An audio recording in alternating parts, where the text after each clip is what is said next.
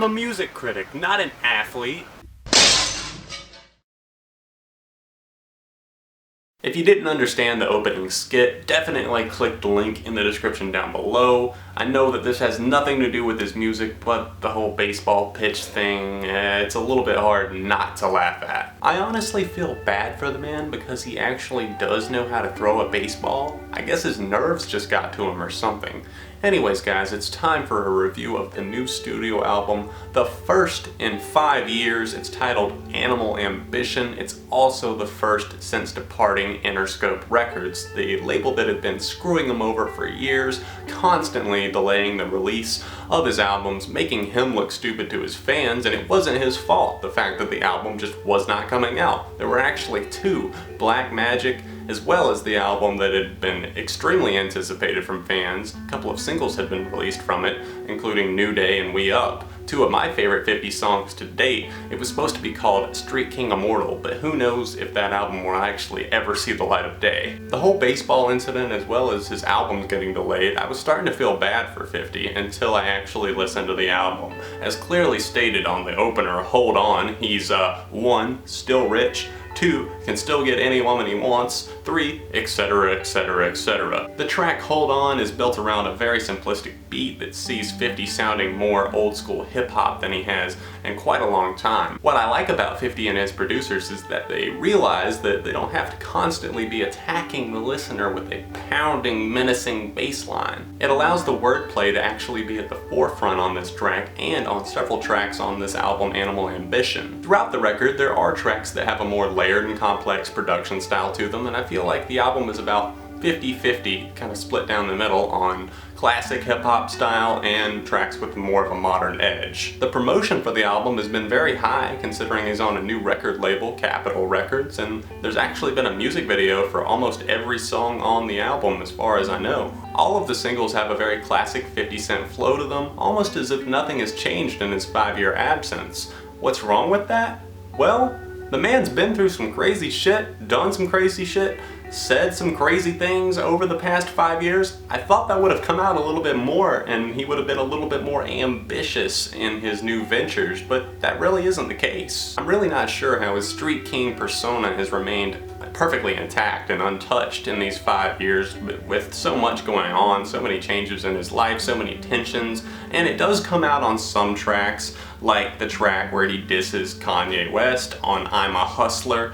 That one is all about Kanye, honestly, in my opinion. He has made it very clear in several interviews, and if you don't know, 50 Cent is a loose cannon when it comes to interviews and will say pretty much anything, and it's gotten him into plenty of feuds over the years. But anyways, he said in one interview, commenting on Kanye West and saying that he focused too much on his fashion style. And while I think Kanye's ego is through the roof too, you know, 50 Cent commenting on it, it's just gonna stir things up, and this whole track, I'm a Hustler, is all about it, like I said. And it is pretty fun to listen to, I will admit, as he takes stabs at not only Kanye West, but really several other people in the industry and even the industry itself. Like I was saying about hoping for a change in style, I heard the tracks We Up featuring Kendrick Lamar, as well as New Day featuring Adam Levine of Maroon 5, as well as Eminem, and I love them. I thought that they represented a new chapter in 50's life, his career, his musical style. It sounded different, it had a fresh approach. We Up had a very minimalistic and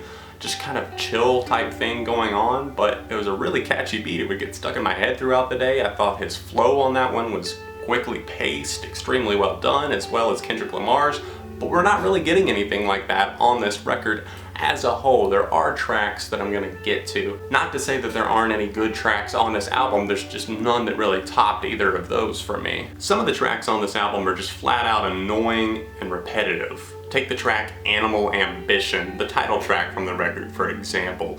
It's complete with extremely unpleasant sounding animal growls, and he tells the haters once again that if they don't like the way he does it, they can eat a dick.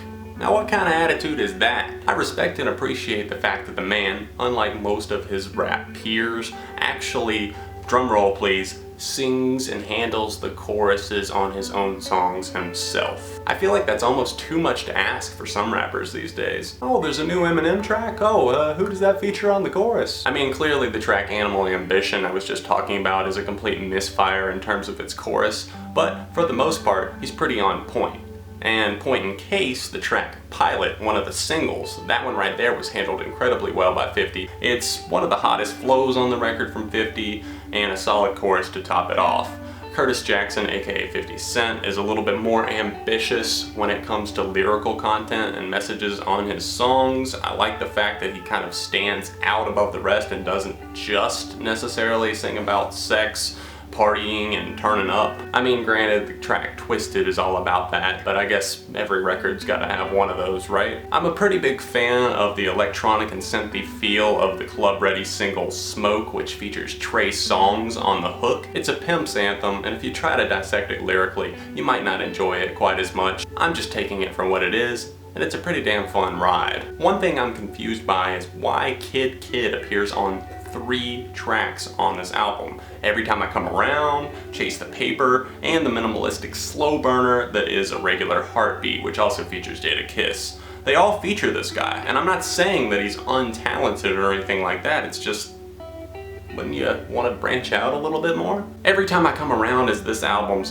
Don't Fuck With the Street King anthem, as 50 boasts about his riches and the fact that he's got a gun on him at all times that never has the safety on. Normally I might make a joke here about how unnecessary it is for all of these rappers to be packing heat at all times, but the man has been shot twice and lived to tell us about it, so I'm not gonna say anything. Plus, Kid Kid's verse is hot here, and it fits really nicely with the production style on this one.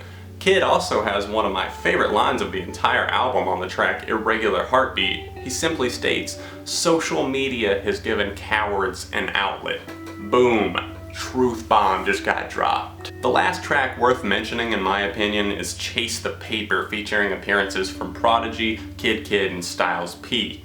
50 boasts that he's still super ghetto with his shit.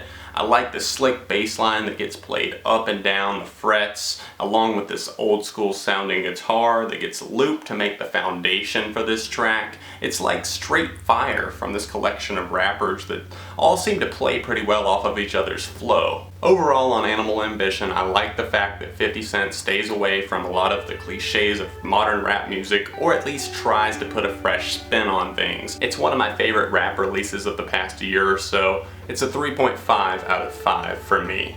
I had fun shooting that opening segment. Anyways guys, I hope you enjoyed the 50 Cent review today. I know I don't normally review a ton of hip hop and rap, but hey, why not? And it was all in good fun with the 50 Cent joke.